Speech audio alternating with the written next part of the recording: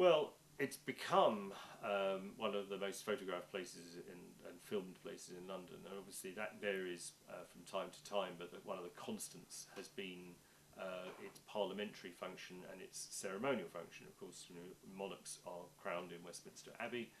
State funerals, deaths of important people from Churchill. I remember the state funeral of Churchill.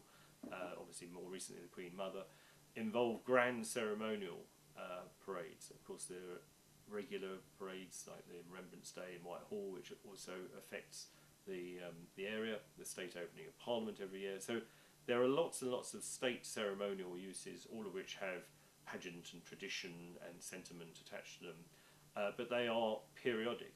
On a day-to-day basis, I think that it functions pretty well for probably the majority who see it as a backdrop or a place to visit or pass through.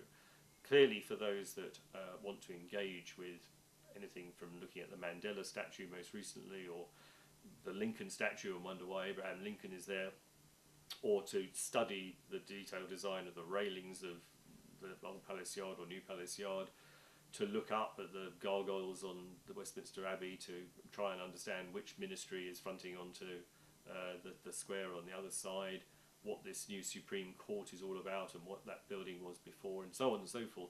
For those people, stopping, pausing, understanding, interrogating, orientating in time and place, that, if you like, the art gallery use of going, the equivalent of going to a museum or an art gallery outdoors and understanding its everything to do with it, is very poor, of course. I mean, there are a couple of lame interpretation plaques which give the most broad headlines, and of course people do wander around with guidebooks and have access via the web to all kinds of information nowadays, but it is poorly laid out for that purpose, because where people want to gather and move and enjoy and promenade, if you like, most of those routes and spaces are not where there is enough space to do it comfortably, safely and attractively.